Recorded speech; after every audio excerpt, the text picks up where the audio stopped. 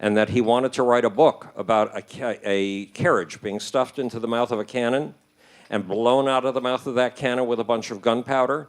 His wife would have told him this was insane, go back to selling stock. His mother would have told him this was insane, go back to selling stock.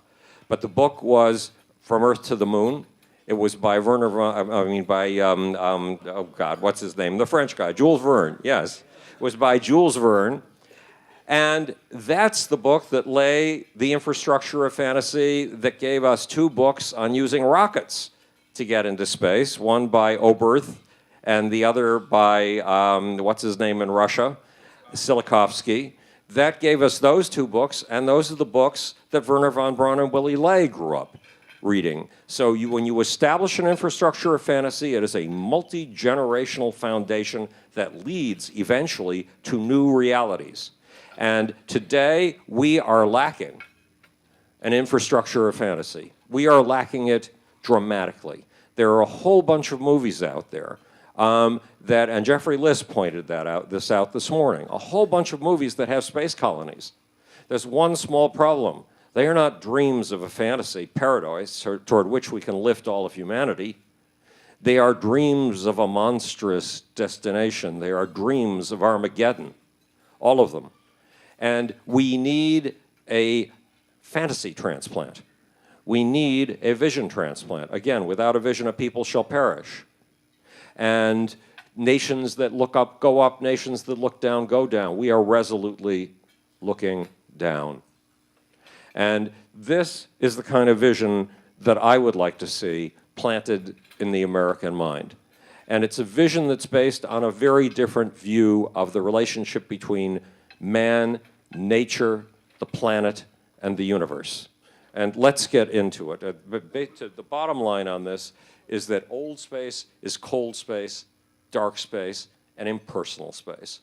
New space is space with sunshine, forests, parks, puppy dogs, and greenery all over the place. Why? Because our job, if we've got it on here, our job is to go from this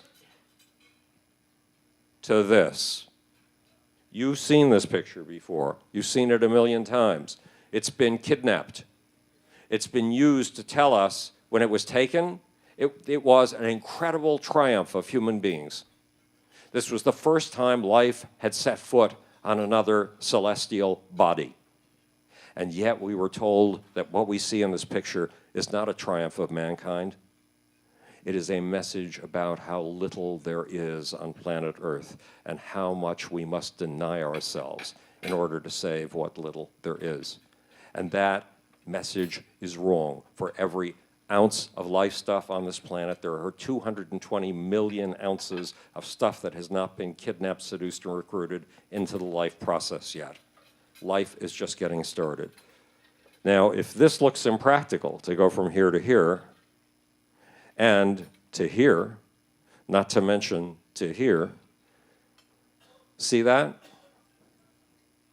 That is an utterly hostile pill of stone circling a mediocre yellow dwarf star.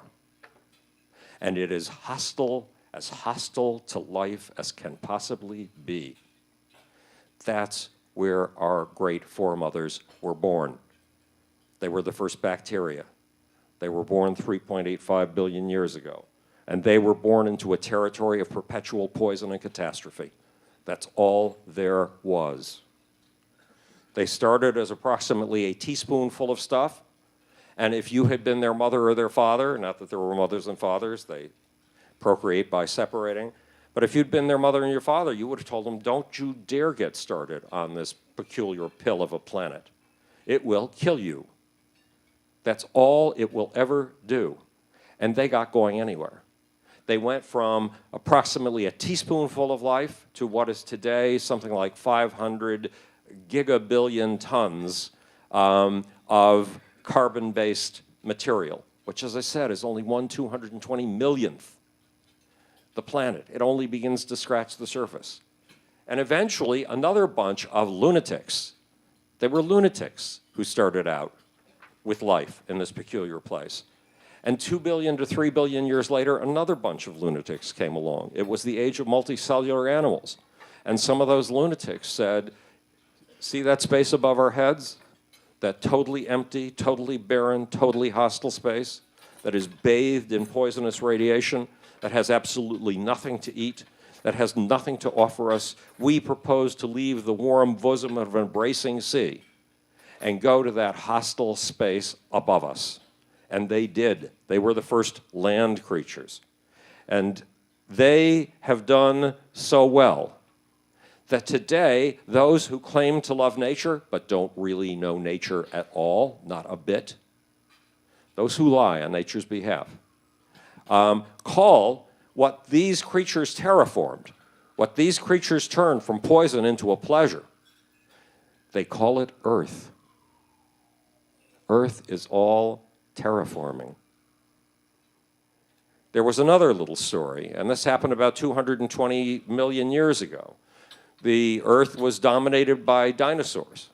There was a bunch of loony dinosaurs, and if they had had a conversation with their parents in words instead of in DNA, the conversation would have gone something like this. See that empty space above our heads? We're going to go up there and live. And if you had been their parents, you would have told them very bluntly, look, don't even think about it. What is there up above your head? What is there to eat? Where is there to sleep? There is nothing up there. Look above your heads. What do you see? Clouds. Can you eat clouds? Not at all. You will die up there. Everything good and green and nurturing, everything that belongs to Mother Earth is down here. Well, today, where are the conservative, Earth Mother-loving dinosaurs? They've been dead for 65 million years.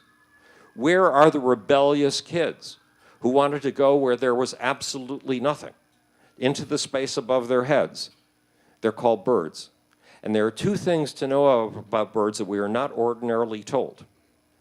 First, there are twice as many species of birds as there are of us land-walking mammals. What does that mean? There are twice as many ways of making a living in the emptiness of the sky above our heads as there are making a living on the green, good, nurturing bosom of land beneath our feet. Secondly, creatures of the air live 60% longer, whether they're bats or birds, than the creatures of the earth. Is Mother Nature trying to tell us anything about the value of looking up, about the value of going to landscapes that are nothing but poison? So this is our obligation. We've done this before. This is Robert Zubrin's dream, right? Robert's a lunatic, right? This can't possibly happen, right? Do the return on investment on this, and you'll discover that the investment is forever, and the return is never. So there is no way in hell this can possibly be done, right? You've heard those arguments. We've done this before. This is not the first time. And if we are stupid enough to decapitate ourselves, to lobotomize ourselves, and to believe that we can't do this, we're crazy. This is what happens if you try to terraform Mars. Okay, now the big question is, how do we get there? Most of the pictures I'm going to show you are from the 1980s. Most of the pictures I'm going to show you are from the days of Gerard O'Neill. That's 30 years ago. Shouldn't we say, those are old ideas? We've heard those ideas before. Those ideas are ridiculous. Well, I've got news for you. Every great technology that ever was has repeated itself in belch after burp for generation after generation after generation until it's finally taken hold. Believe me, we could have proved at the end of Jules Verne's lifetime that his mother and his wife were right. There were no people being lofted into space by being shot with cannons. It took the regurgitation of that idea through 5 generations for it to become the space program. The fact that Gerard O'Neill's visions are 30 years old means nothing. The question is, are these any closer than they were in O'Neill's time to coming to life? Well, yes, they are. Is there any use of space on Earth today? This is Telstar. This is the first commercial satellite to go into orbit. It is now 51 years since that went into orbit. See those little medallions all around the side? Those aren't decoration. Those are solar panels. Those are solar panels so old, so obsolete, that they barely squeak by when it comes to making energy. And yet we have been sucking solar energy from space and using it here on Earth for 51 years. And many of the people in this group argue about space solar power and whether it's really practical or not. And some people are crazy enough to make the statement that we don't have the technology for space solar power. This is today $250 billion industry. $250 billion comes from sucking solar energy from space and using it here on Earth. And I don't need to tell you the uses, because you know them better than I do. What's going to get us there? What has changed since the days of Gerard O'Neill? The big change is one man, in the same way that Henry Ford was once the big change in another industry. That one person is a doer beyond all the other doers I've ever met, and his name is Elon Musk. And this is his approach to getting heavy launch into space. And you all know the arguments, and I give them all the time, and I stole them from Rick Tomlinson. And the arguments go something like this. At the cost of getting stuff per pound to orbit for the space shuttle, that cost was between $32,500 and $37,500 a pound, which meant that if we wanted to take Tomlinson and isolate him in orbit, it would cost us close to $1 billion to get him up there with the oxygen, the water, and the food he would need. How many times in his lifetime is Rick going to be able to afford $1 billion ticket? If we all got our money together and chipped in to send Rick up there, how often will we be able to send him? Not very often at all. Well, Elon Musk has already got the cost down to $6,000 a pound. $6,000 a pound, that's 1/6 of the cost of getting stuff up there on NASA shuttles. Okay, you could say, but yeah, that's only for people. We don't put cargo up there on those expensive devices. Well, yeah, even cargo costs $10,000 a pound right now. And it's down to $6,000 a pound in the hands of Elon Musk with scarcely any government help.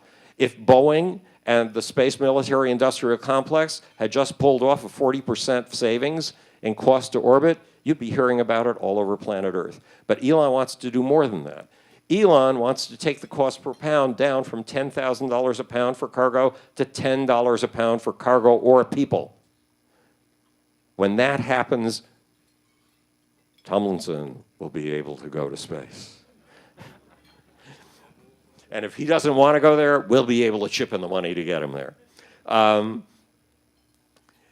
The big deal changer, and here's where the Tomlinson argument, you've heard this. Now, the reason you've heard a lot of what I'm about to say is because I've been steeped in your community. I was dragged into it by Paul Werbos, by Feng Shu, and by Buzz Aldrin.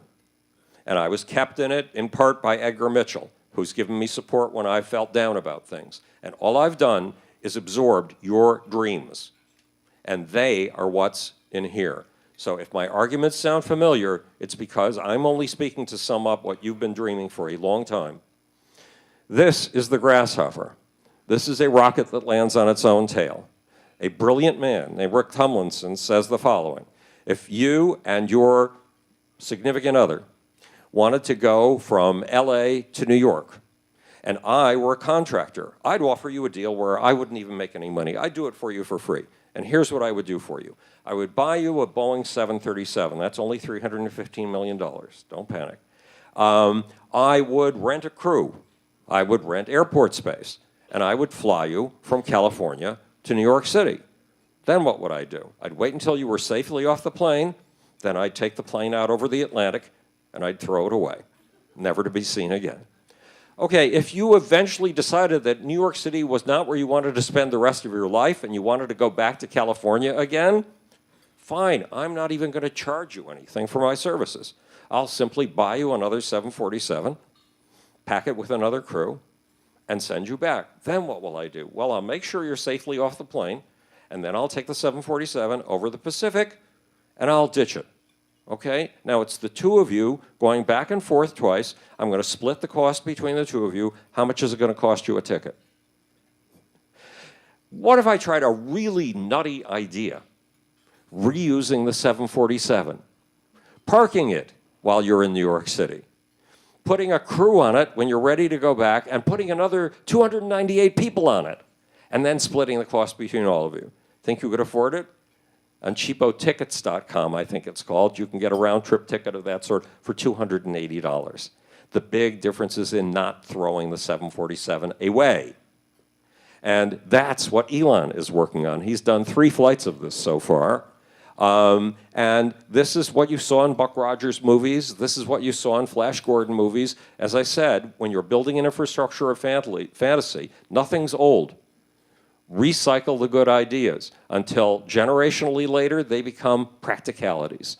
And that's what Elon is doing. Those little legs are what that rocket is going to land on. Elon wants to take that rocket, bring it back down after taking something up to space, then refuel it, refurbish it, and have it back up in the air flying another cargo to space in 10 hours. And I got news for you. This idea of $10 a pound to orbit and recycling these things in 10 hours, Elon Musk has never made a claim that he hasn't been able to turn into reality. In the last week, you all know that Tesla Motors, which had many naysayers only 10 days ago, turned a profit for the first time and paid back a government loan 10 years early. How many other companies do you know, for example, in the space military industrial complex, that have done anything of that sort? Not a single one. So what's that going to allow us? Well, this is a fantasy that Buzz turned me on to, Buzz Aldrin. And that's the idea of an autonomous shuttle-like vehicle going up to a certain height, carrying another shuttle-like vehicle that actually has people in it, and launching those into space. Now that seems like it's only, this is a Baen Versteeg painting, and Brian has been here. I don't know whether he's here right now, but this is a brilliant painting, and there's only one problem with it. Nobody's working on it, right? Well, yes and no. There is a company called Virgin Galactic with Richard Branson, and this is exactly, almost exactly, what they are working on. In fact, they're building their first spaceports. This is one in the southwest. There's another one being built in Dubai. So these plans are already on the drawing boards. What do some people who you could claim are practical want to do? They want to go up to asteroids, and they want to mine those asteroids. You know, James Cameron is into this. 2 people from Google are into this, and Rick Tomlinson is into this with Deep Space Industries. And it's becoming a very practical idea. What's the value of mining an asteroid? Dennis Wingo, who I haven't seen here, but Dennis worked this out with me a couple of weeks ago. A modest-sized asteroid has $31 trillion worth of platinum. That's the value of the gross domestic product of the United States, plus the gross domestic product of China, plus the gross domestic product of Japan, and just for flavoring and sauce, the gross domestic product of France. Now, you know that if you make that much platinum available, the price of platinum is going to come way down, the figures are going to change, but frankly, if we need platinum to make all electric cars, you'll have all the platinum you need at a penny a pound.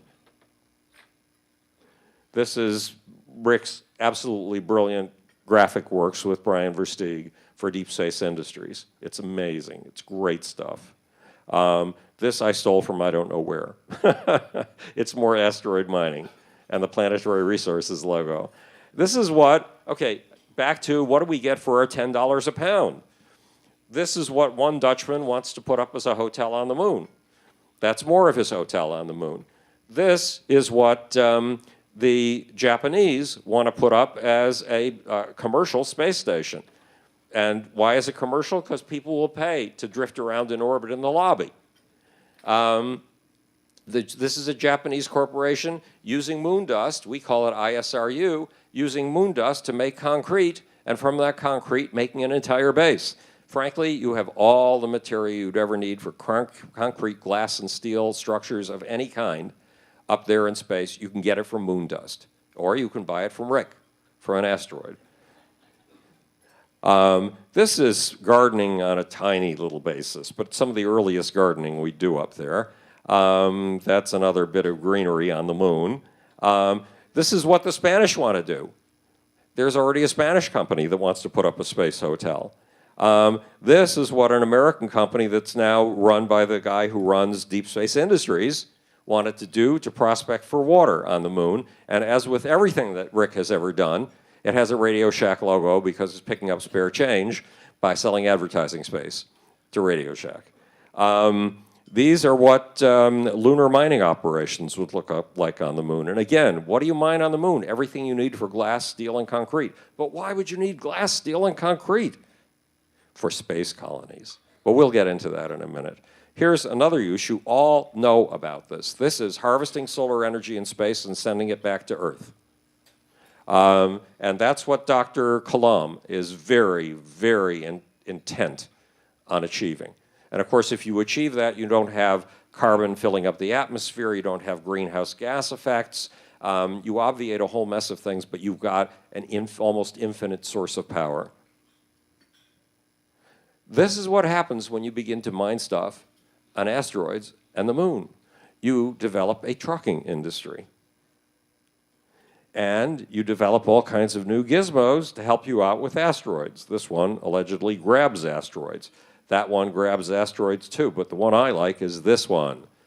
Because you take an asteroid, you attach a bunch of solar panels, you let the asteroid gather its own energy, and then you put ion propulsion systems on the rear, and you let it become its own spaceship. And you take it where you want it to go. This is the old vision of using a mass driver, a magnetic railgun, to shoot these incredible raw materials off the moon. I mean, the moon doesn't have a lot of gravity, so you can do that. This is a vision of what happens when you want a construction base in space. And remember, in space, if you can find a secure place to put your feet, you can move 100,000 tons with your hand because there's no gravity. So construction in space becomes a radically different operation than it is down here on Earth.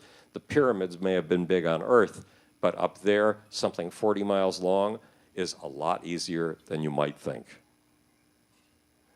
These were the early visions of space stations, making their own gravity with their donut shape, rotating around their hub. And this is Buzz's view of a shuttle. It's a shuttle, he calls it an Aldrin cycler, that is on a path. He's worked out all of the physics of this, that a path that takes it from Earth orbit to Mars orbit. So you want to go from Earth to Mars and you don't want to spend a fortune, catch a ride on the shuttle. This is what the shuttle paths look like. This is John Strickland's vision of ferries to take cargo back and forth to the surface of Mars.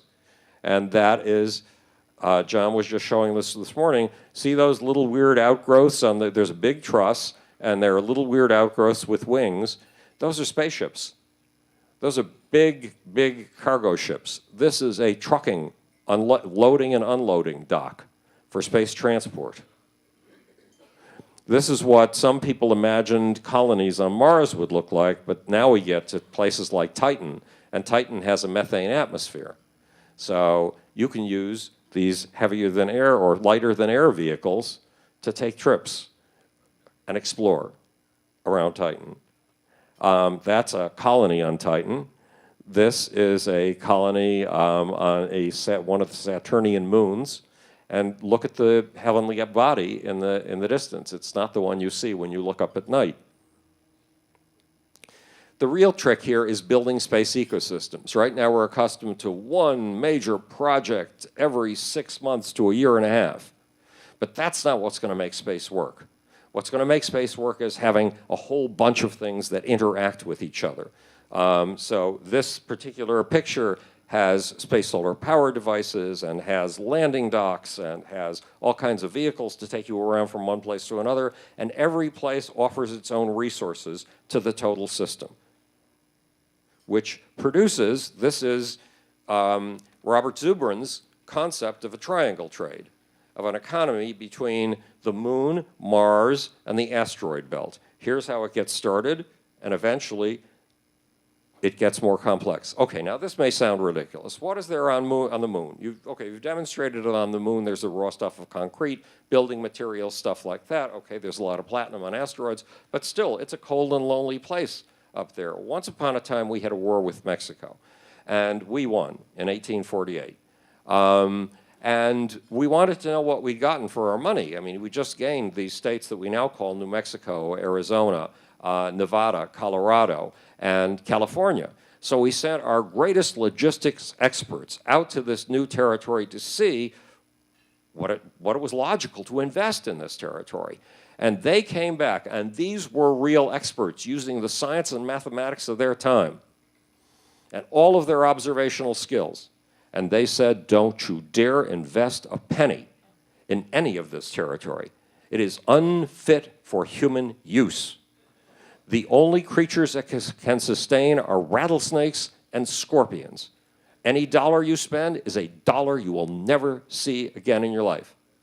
Now, what if you had bought at a penny an acre, 220 acres where LA is today, back then? First of all, your mother would have told you were crazy. Your wife would have told you you were crazy.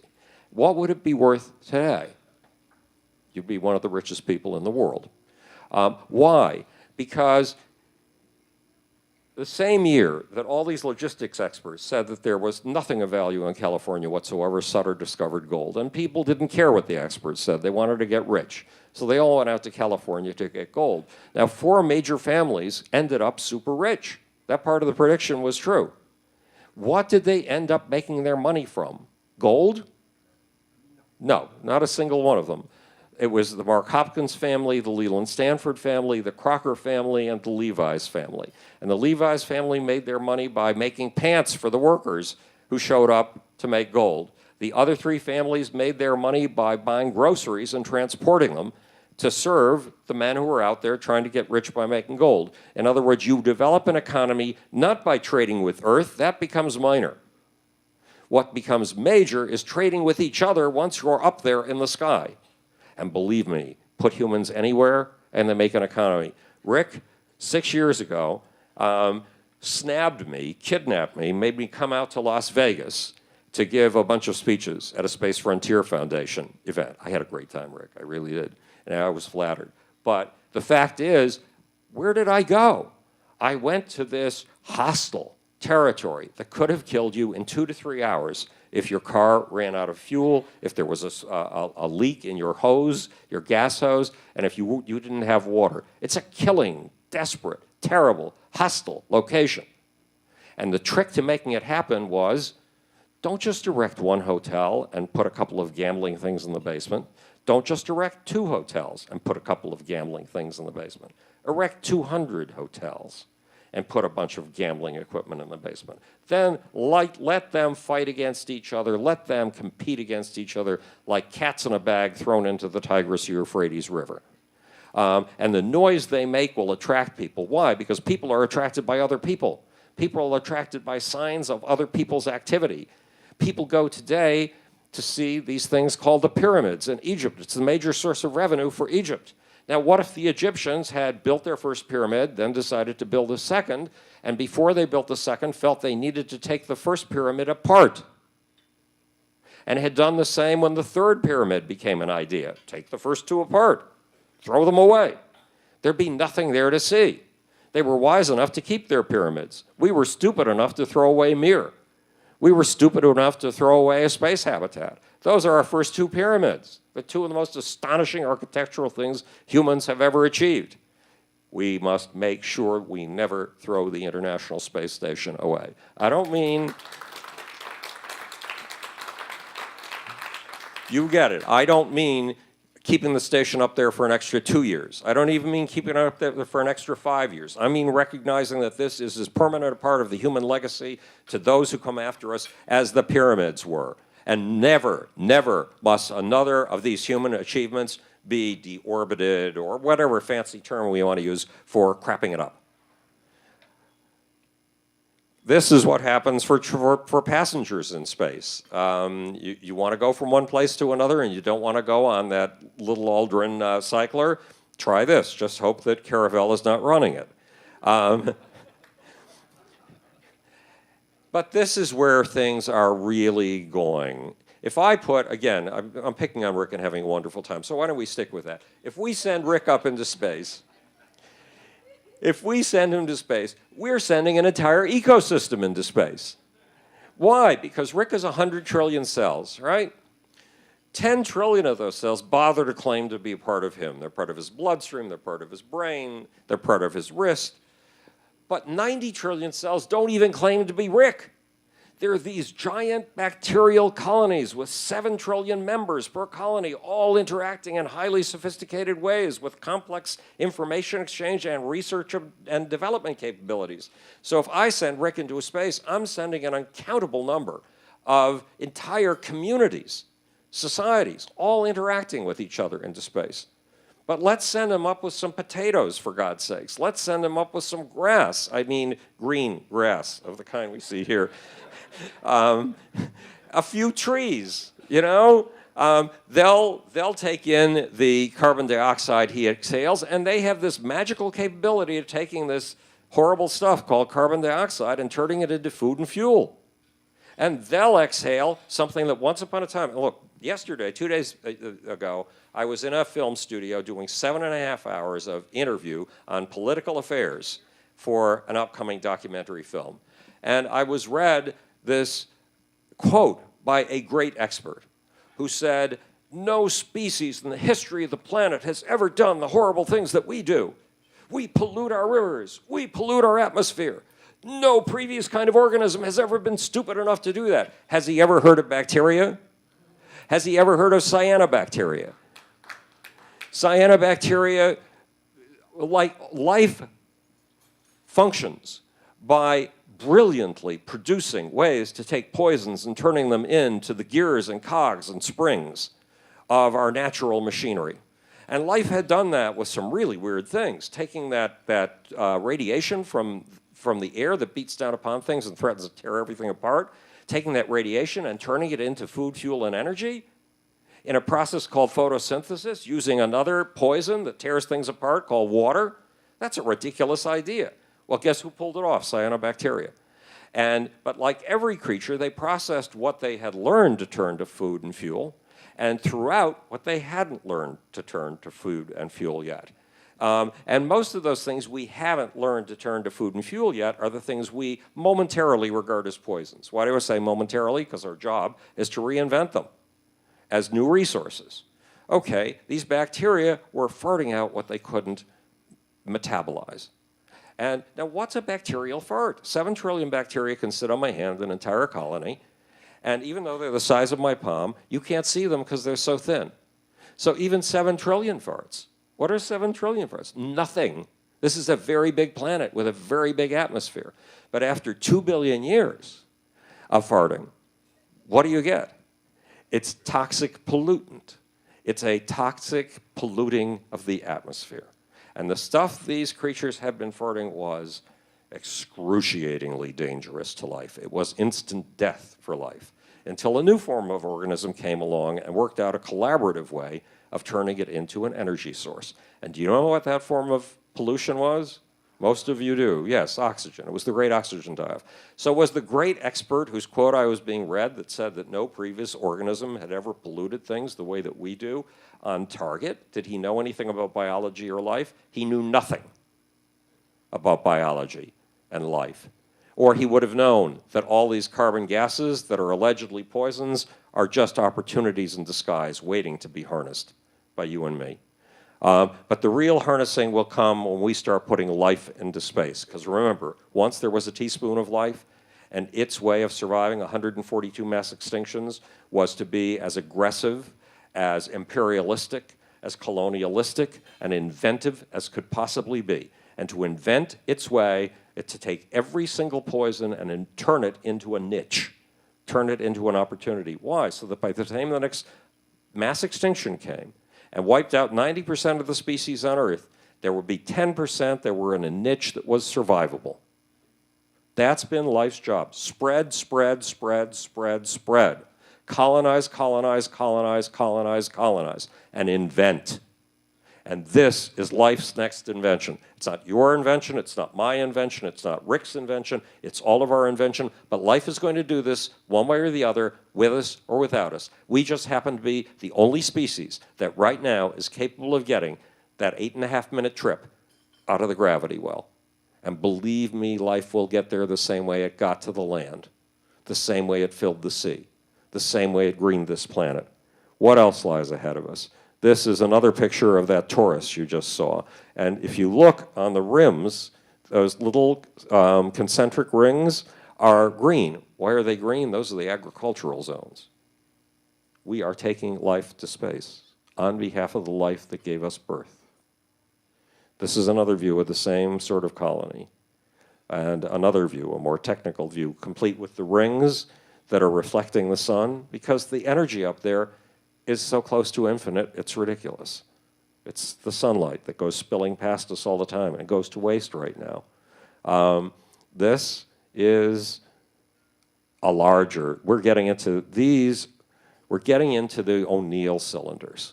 The O'Neill cylinders, which were plotted out in the 1970s and 1980s by Gerard O'Neill using teams of engineers and doing work that had to be fit for magazines like Physics Today, that had to really pass muster. Those are O'Neill colonies. They've been forgotten because of high launch costs. It's time to bring them back. And this is what interiors will look like. Now, take your pick. Are humans any good at real estate development? Has anybody ever heard of real estate development in this room? Humans are good at it, and humans know something, those humans who develop real estate. It's not enough to put up concrete and steel. You have to have big windows, and then you have to have something to look out on, preferably something green. What does that mean? Well, it's called by E.O. Wilson biophilia. What does our biophilia mean for space? It means wherever we go, we're going to take greenery, puppy dogs, plants and trees of all kinds, and even wildlife with us. And that wildlife will have an opportunity to evolve in new environments, and new stuff will come out of it. And some of it will terrify us, because we get terrified when life comes up with new forms. And some of it will delight us. And if we're wise, we'll use to tame even the things that terrify us. This is an O'Neill cylinder again, and more. You have to put them up in pairs, or that's at least one concept, so that the two of them sort of gyroscopically keep each other in place. I don't understand it, but Rick would. Poor Rick. Look, these are your choices. Wherever you put humans, they develop different lifestyles. They differentiate themselves from each other via lifestyles. And as their lifestyles change, their architectures change, their diets change, their ways of thinking change, and they add to the overall yeastiness and the creativity of the entire life process. So this is what you're going to see once we start putting up communities. Very different kinds of communities. Want to live in a city? Live in a city. Want to live in the countryside? Live in the countryside. Want to live in a mixture of both with Don Davis designed buildings? He's never explained to me how these buildings work, but fine, you can go to a Don Davis colony. Want to feel like you're still back in San Francisco? Take San Francisco with you. This is another futuristic colony. This is one of Brian Versteeg's smaller colonies, and people are having a picnic and wine tasting in the foreground. The good life. And more Brian Versteeg. This is your first starter house in space. Congratulations, you have a lovely swimming pool. And thank you for inviting me over. I enjoyed sitting around on the patio on those little couches.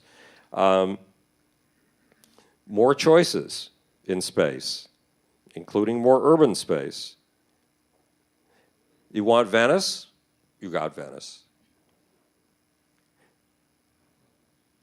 And here is a theme park in space. See those creatures sailing up there with bat-like pterodactyl wings? I don't know how the artist conceives of getting them, but believe me, if we want them, we will get them. And this is a picnic in space. Now, why do these people look like floating mermaids? Because they've decided to picnic not on the lowlands of the park, where the gravity is high, but on the hilltops in the park where you're close to the center of spin and where the gravity is close to zero. So you can float around with your kids. And then when you want, you can fly off the hill and come back down to gravity again. But this is what happens if we really get ambitious. And we will, because as I said, with us or without us, life is going to do this. Terraforming an entire planet. Terraforming Mars. And if it looks unfamiliar, it shouldn't, because we've done it before. These are some artist visions of what terraforming on Mars would look like. So this, in essence, is, so how do we get from this to this? First of all, we plant an infrastructure of fantasy, and we plant it deep, deep, deep, as deep as we possibly can. Who has to plant it? You and I have to plant it, because there isn't anybody else. It's just us. We can't rely on a Walt Disney. We can't rely on an incredible publicist, even though I used to run the biggest PR firm in the entertainment industry. I don't do that anymore. I'm back to my science. And I'm back to helping you with visions to the best of my ability. All of us have to pull with all our might to get this stuff across so that we can be the Jules Vernes of the next 150 years of what life achieves through us. We do it with persistence. We do it with passion. We do it with patience. We do it through investment. We do it through commitment. That's how we do it. That's it. That's...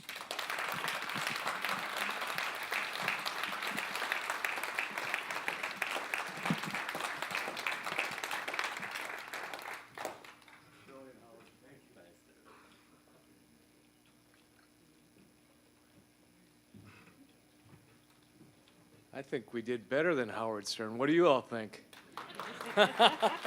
Howard is brilliant. Wow, amazing. And I heard the same thing with Rick last night. There are so many things we don't even imagine yet that are going to happen once we escape this gravity well. There's some phenomenal things just years away in terms of what kind of colonies we're going to create. You see those things floating around inside of, that level where there is no gravity. What kind of vegetation is going to grow there? What other kind of creatures are going to evolve from that? And I'm looking forward to transhumanism. Thank you. Karen?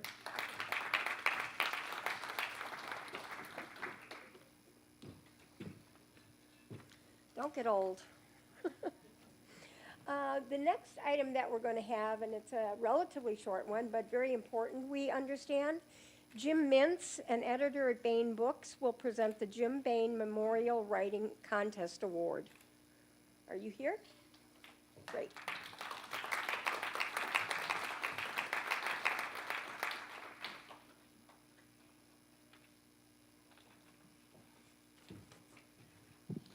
Good afternoon, everyone. My name's Jim Mintz. I'm senior editor with Baen Books, and I'm here to present the Jim Baen Memorial Award. This is an annual award given out to original stories that best exemplify the challenges and hardships, as well as the courage and conviction to take us back into interplanetary travel. Or as Howard Bloom so ably put it, the infrastructure of fantasy and the passion and commitment to take us there. And that is exactly what the Jim Baen Memorial Award is all about.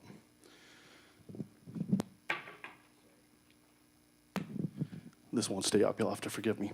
But before I present the award, I do want to take a moment to thank the National Space Society for co-sponsoring the award, as well as thanking the conference here for hosting it. But most important of all, there's a certain individual here who I want to make sure gets some recognition. William Ledbetter. Could you stand up, Bill? The Jim Baen Memorial Award is his award. He actually is the guy who does all the hard work, so I hope you'll give me a moment to thank him, and everybody please join in.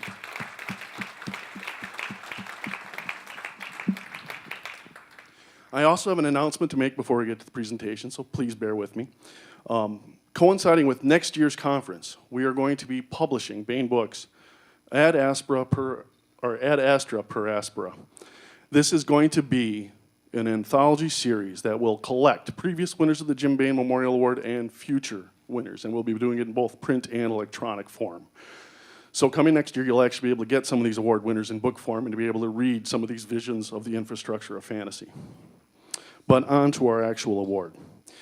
This year, the third place winner is Improvising at Branson 6 by Sean Monahan.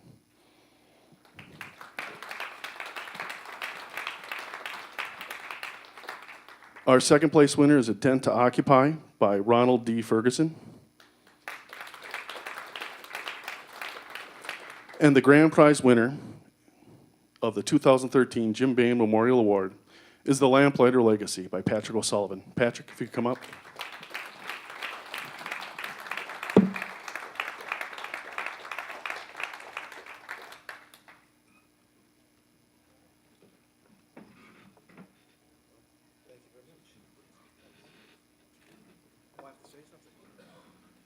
I'll be glad to say something. Very happy to be here. There were two reasons that I entered the contest. One was that Baen Books and Jim Baen, the work that company has done, the authors they publish, the books that they put out, have really been my infrastructure of fantasy. It's kind of fueled my imagination and made me want to become a writer, made me want to envision the future that could be.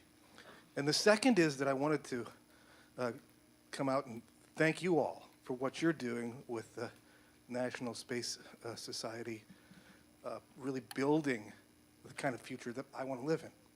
So thanks a lot.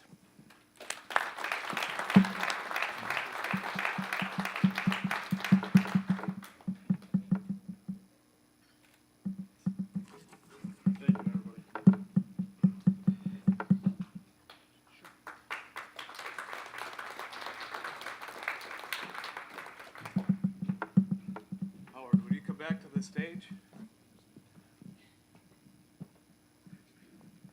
We don't need no mic holder, right? Yeah. On behalf of National Space Society and the International Space Development Conference, I hereby give you our recognition. A little bit of terraforming required, but I had no expectation of this whatsoever. It's absolutely fabulous. Working with the National Space Society has been because space helped me find an identity when I was discovering myself in microbiology and theoretical physics at the age of 10. Space is my home, and normally I'm not accustomed to having people accept me in any home that I go to. So, so this comes as a shock, a surprise, and a delight. well, it's a warm welcome, and you're always welcome in our home. Thank you, Howard.